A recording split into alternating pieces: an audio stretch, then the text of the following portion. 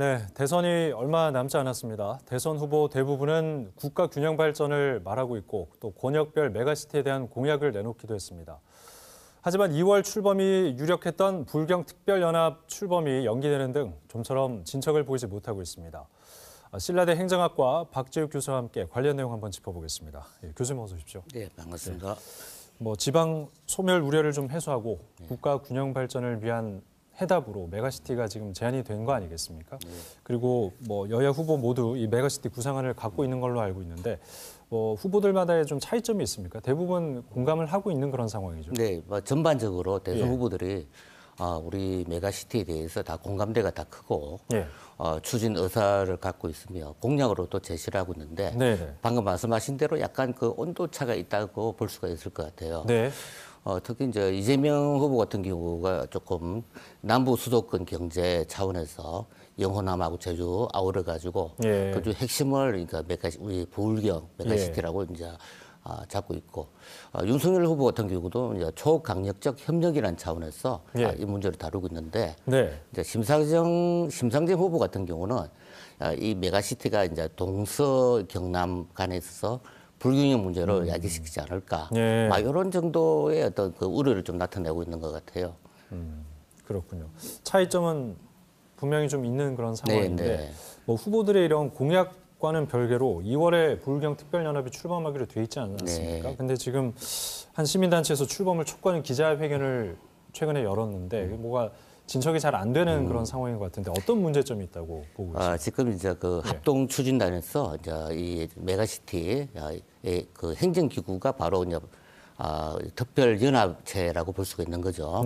근데 이 특별연합을 어디에 두는가? 이 문제 갖고 지금 논란이 되는 것 같습니다. 이미 이제 지방 그 특별지자체, 우리 특별연합이라고 하고 있죠. 여기 지방의회 구성원은 이제 경남, 부산, 울산 각각 9명씩에서 동sul해서 구성이 합의에 이르렀는데 그게 광역연합의회 네네. 광역연합은 이제 일반 지자체와 마찬가지로 단체장하고 의회를 가지기 때문에 그렇죠. 그 29명을 다 채웠어요. 그 9명씩 했는데 문제가 이제 이 청사를 어디에 둘 것인가. 그래서 이 문제 갖고 경남에서는 이제 김해나 양산을 주장하고 울산은 이제 울주 군이죠.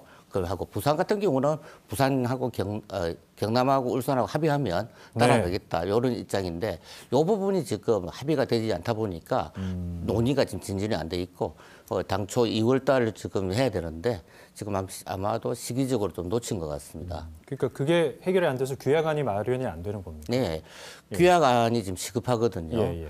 아시다시피 이제 3월달에 지금 선거가 있기 때문에 선거 끝나고 나면 이제 지방선거 체제로 바로 들어가기 때문에 아무래도 이런 과정에서 이제 제대로 된 그 특별연합을 지금 추진할 수 있는 동력이 떨어진다는 이야기죠.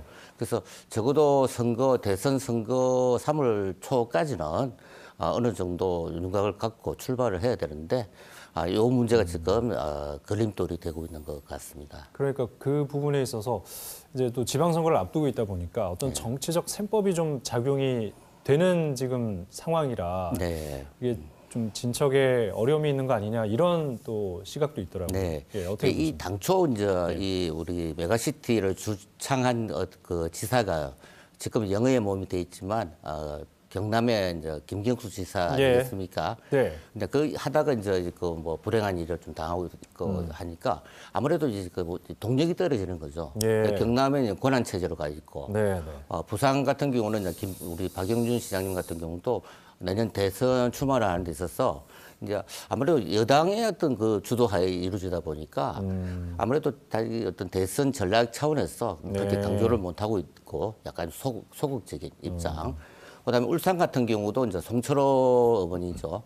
송철호 의원은 이제 민주당 소속입니다만은 이게 이제 아무래도 그 울산에서는 아직도 반대 여론이 많아요. 메가시티에 따른 어떤 상대적 불이익이 좀 클 것이다.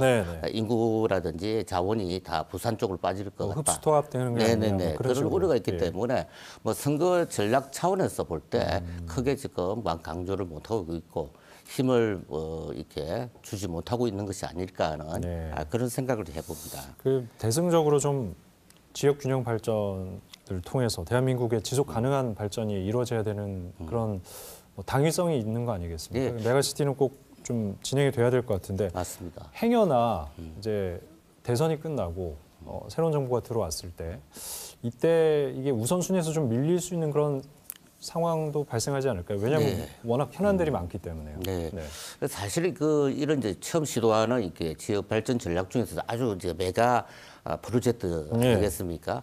그 지난 10월달에 이미 그 문재인 대통령이 초강력 협력에 관한 지원 전략이라 해서 범부처 다 합동적으로 네, 예. 전략을 제시를 했습니다. 그래서 재정 지원제 계획이라든지 예. 그다음에 국가균형발전법이라든지 국토기본법에 우리 이 광역권 협력에 관한 조항을 넣기로 돼 있고 네. 또 재정적으로 여러 가지 지원책을 마련하고 있는데 이건 이제 정권이 이제 바뀌게 되거나 또 뭐 여러 가지 공약상의 여러 가지 우선순위가 바뀌게 될 경우에는 네네. 아무래도 조금 뭐 차질을 빚지 않을까 하는 생각도 듭니다. 다행스럽게도 이것을 개성해서 차기 대통령 후보가 이거 적극적으로 밀어준다고 한다면 오히려 탄력을 받을 수가 있는데 직급으로 봐서는 조금 불투명하지만 아무래도 그래도 이 지방 소멸 위기 시대 아니겠어요? 예. 여기서는 이제 피할 수 없는 꼭 우리가 최대 선택할 수밖에 없는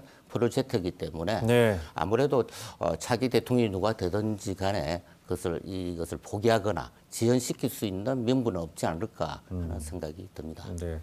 그 말씀을 쭉 들어보니까 합동 추진단 내부에서의 해결해야 될 문제도 있고 네. 또 뭐 선거 국면에서의 또 여러 가지 넘어야 할 산도 많은 것 같은데 어떤 부분에 앞으로 좀 집중을 해야 이 국면을 좀 타개할 수 있는지 말씀 좀 그럼 해주시죠. 어쨌든 이 특별연합이 출범하기 위해서는 예. 규약을 만들어야 되는 거죠. 네, 네. 근데 규약 합의를 하는데도 이게 사실 쉬운 일이 아닙니다. 그렇죠. 그래서 규약을 빨리 이렇게 각 시도하고 또 의회의 승인을 받아야 되고 네. 조례를 또 개정을 해야 되고 예, 예. 그다음에 이제 마지막으로 행안부에 또 승인을 받아야 되는 여러 가지 절차적인 면이 있는 거죠. 예. 그러니까 그런 문제 빨리 해결해야 되고 두 번째는 지금 우리가 국가균형발전특별법이라든지 네네. 국토기본법을 개정을 했어요. 근데 그 밑에 하위 법령들을 빨리 개정을 해야 됩니다.